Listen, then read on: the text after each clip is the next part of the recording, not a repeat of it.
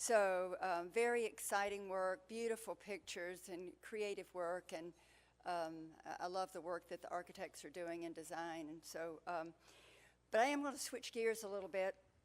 Let's see if I can get this right. And when several months ago, when I was asked to join this meeting and to give my topic, I thought, oh, this is a great topic. I'll talk about moving kids at home in preschool.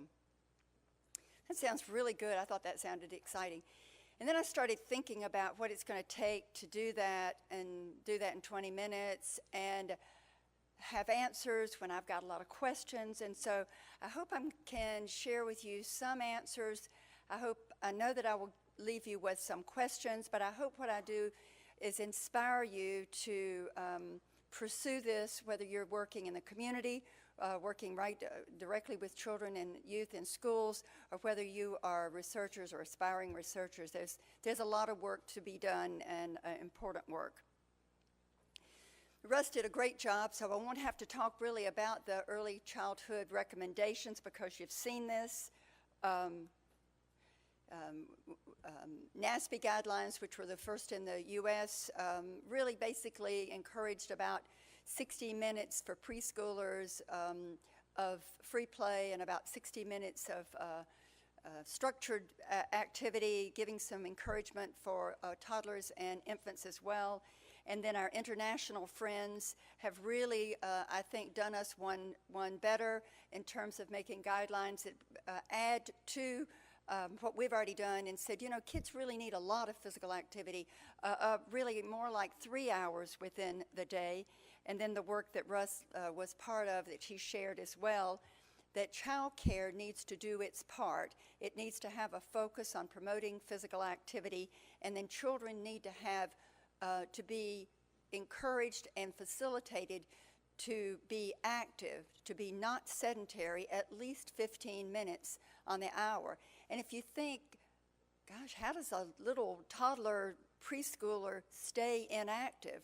Well, they've learned nicely in organized settings how to keep kids inactive because it's a controlling mechanism. So we need to figure out how we can change that around through some of our work, and I'd like to share some of that with you today.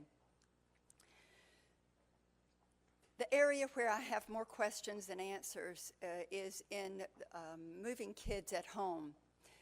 And although this sounds quite, you know, as a logical place to start, it sounds like it's ought to be pretty straightforward. In terms of the research that we have, it's really, we don't know a lot. Working with parents of young children, and as Art said, I'm going to maintain a focus on the 0 to 5 age group. And not always, but most of the time, young children have young parents. And so it's a young adult who has young children, and time is of a premium. Everybody's busy, but it seems like the young adult parent is especially busy with managing their home life, their work life, their social life, their extended family life. The demands are great with a younger child. These children have more dependency. They need more oversight. Safety is a real issue, and there's less structured opportunities for activity. The other thing is that we need to figure out, as public health professionals, how to engage these young adult parents. They have a lot on their plates, and perhaps increasing physical activity in their little one may not be seen as a priority, and figuring out how we can engage them is a real challenge. In the literature, what is developing, as Deanna said earlier, some of the work in nutrition has really preceded that work in physical activity in terms of what we know and how we work with children and families. We certainly have a literature that's developed in feeding practices. We've started talking about it as food parenting, how you parent around food.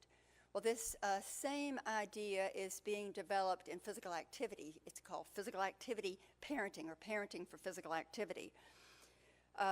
Kirsten Davidson and others have worked in this area and recently tried to conceptualize what are the parenting actions that seem to be associated with an activity outcome. This was part of a conference that was held a couple of years ago in Houston to try to really focus in on these parenting actions around food and physical activity. In the physical activity area, what we were finding is that we're still not really sure what the constructs are.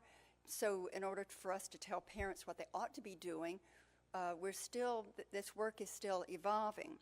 And we also found that when we try to assess physical activity parenting, that we don't really have good measures. So it's a really difficult thing to operationalize, and so work in this area is continuing.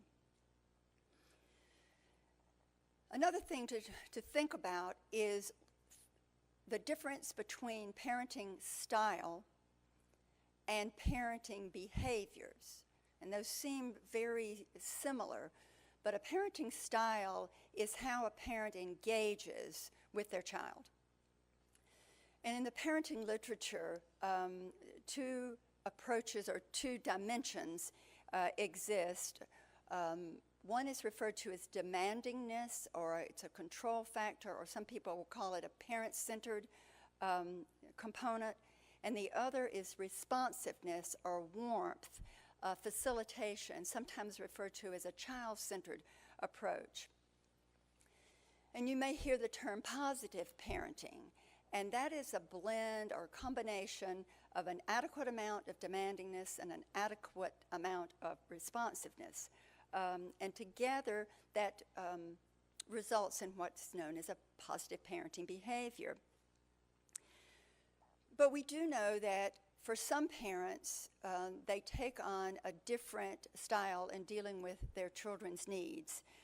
Sometimes these is often referred to as punitive parenting or authoritative parenting, my way, the highway. Higher in control and demandingness and lower in responsiveness. And there have been some indications in the literature that there's thought that a punitive parent must be a bad parent.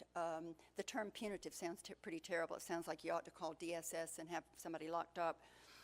But I think it's really has evolved in some low economic families for a survivalist purpose, to keep children out of harm's way and safe and not messing around in terms of giving latitude toward child control.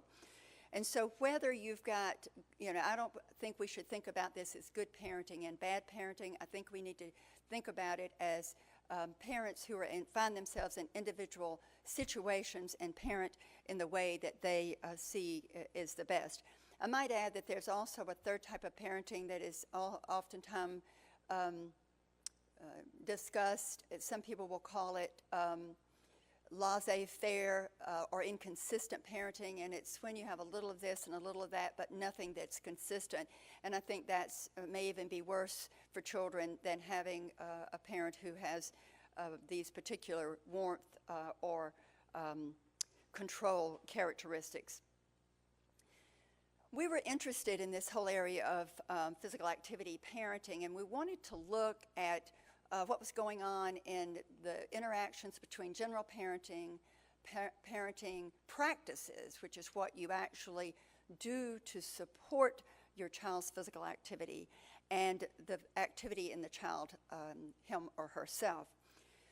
So we were, this is a project that we've been working in called My Parenting SOS, and we looked at about 300 child-parent dyads, measured parenting practices, and then measured child physical activity. And we didn't find a lot that gave us comfort that we knew what we were doing, but at least we've done a little bit in this area. And we found that positive parenting, if a parent was high in this positive parenting dimension, that they were engaged. So if you look in this middle area of supporting practices, that they exhibited rewarding their children with more physical activity, so that was a benefit. Modeling, and not modeling by mother going out and running 3 miles, but modeling by engaging in the child with active play and being part of that play and experience. Having family activities around physical activity, verbally encouraging and educating the child about activity. Activity makes your heart strong and makes you grow healthily. That would be a supporting experiences. We saw that with these positive parents, there was a lower association with rules and but a positive association with control over screen time. So it's not quite as intuitive as we would think. In terms of the punitive parents, what we saw, if you'll just again, I'm halfway through, so I've got to switch over in just a minute. If you look at just the supporting practices, less time spent with modeling, less time in family activities, and less time in verbal encouragement. But if you look in the controlling practices, more rules, more conditions about being clean outside, and much more conditions about going outside in certain kinds of weather. And in summary, what we were finding is that positive parenting works well with supporting parenting practices, but not with controlling practices. Inconsistent parenting style was sort of all over the place and was very difficult to understand which was the most appropriate behavior.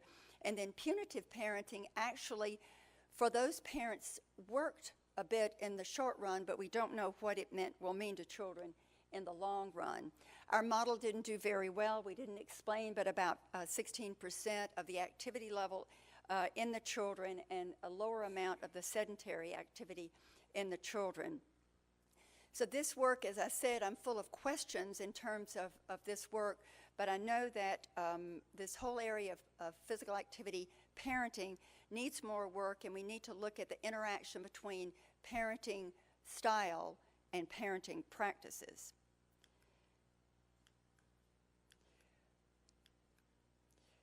So just to end up with my last part, which is what I know the most about, and I hope I have some answers for you. We've been interested in child care in terms of what are the standards of practice that provide the best experience for children in care. And I want to talk only about the physical activity part today. We published recently about what the best practice guidelines for physical activity at the child care setting should be. And for this study, we wanted to look specifically at 5 of these best practices. Having at least 120 minutes of physical activity provided for the children each day. Having occasions that the teacher led activity each day, that they joined in and were actually physically active with the children, that they had training in their background, and that they had written policies. So we wanted to test these. We went into 50 child care centers in North Carolina. About half of those participate in the food program. We were there for 4 days, and we collected observational data each day about what exactly went on. We were there before the first child came. We stayed till the end of the day, and we assessed the practices that were used in those child care facilities. And then we assessed about 10 children each day through accelerometry in terms of what was their physical activity levels. As I said, we did accelerometry. I also wanted to show that we assess the physical activity practices using a standard instrument that we developed a few years ago called the EPAO. And what did we find? Some of this may sound intuitive to you guys, but in the literature, some of this isn't really clear. We did find that in centers that had at least 120 minutes of physical activity, had about a minute per hour more of moderate to vigorous physical activity, and they had about a couple of minutes less in sedentary time.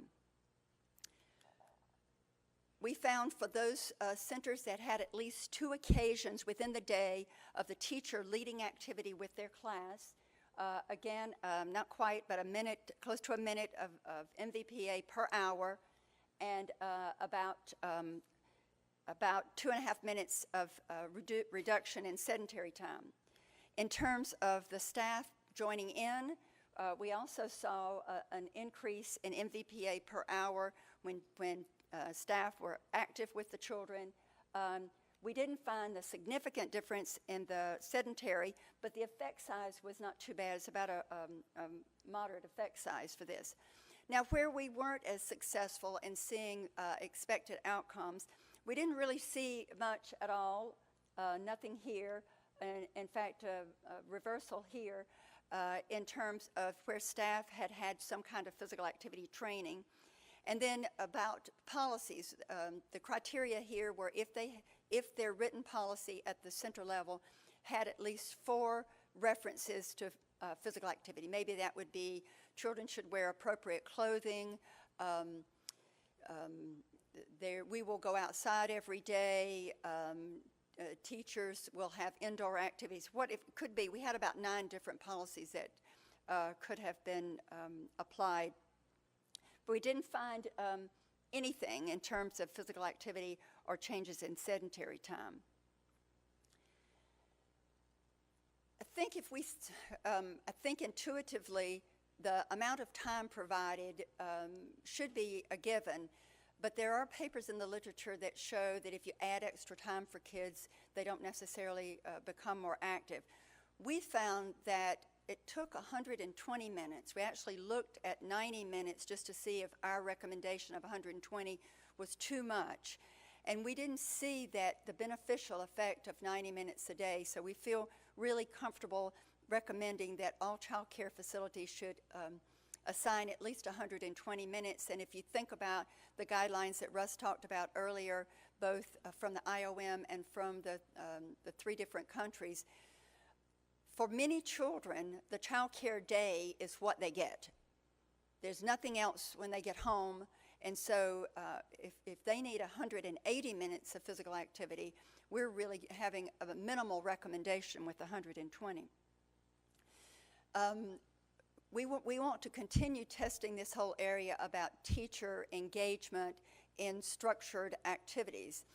We do have some data, not showing it here, about how much time teachers spend engaging in physical activity with the children and whether there's a dose effect about amount of time.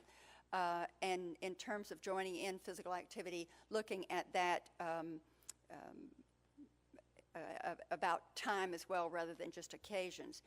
I think the whole area of physical activity training, the way we assessed the level of training was really pretty crude. Our instrument not only has an observation component, but it has a document review. So we were reviewing any of the printed materials that were in the documentation. And so if the documentation at the center level said that their teachers were trained in physical activity, then that was present. If it didn't say it, it was absent. So we don't know very much about what kind of training they've had. It could have been playground safety, which, as everyone knows, is a lot about what not to do, not about what to do.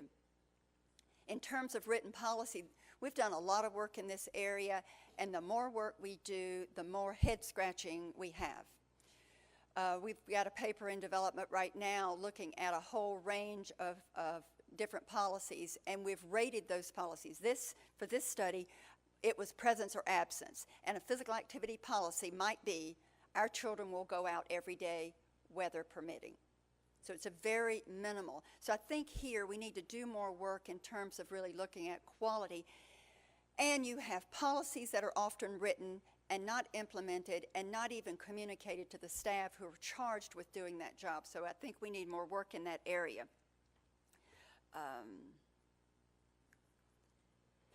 So just in summary, settings and caregivers are very important. I didn't talk any about the physical structure and the social structure of the home. We've got a paper that recently published on the physical aspects of the home environment and looking at relationships with activity, and there definitely are some. But we do know that the parent as caregiver is an important connection to the development of physical activity in children. We don't know exactly what the constructs we should emphasize, and with whom we should emphasize them. So this work is really ongoing. It's clear that child care centers make a difference in the activity level of children. This work has been shown by Russ's group, by my group, by others, both cross-sectionally, and here we're looking at this in a more of an actual observational study, looking at a practice and looking at activity. So we know that the child care center is an important place for improving physical activity. And lastly, if any of you follow any of the work that we do in my group, you know that we've developed a program for change at the child care level called NAPSAC, the Nutrition and Physical Activity Self-Assessment for Child Care. That we developed that over 10 years ago, and only this year have we come out with a 2.0 version of our best practices. We have a new snazzy website, and we actually have a new updated logo, and we'd love for you to friend us on Facebook and follow our tweets and join us in terms of promoting physical activity at the Child Care Center. I think the Child Care Center may be an important conduit to reach out to parents to try to help model together appropriate environments and practices to promote activity in children. Thank you.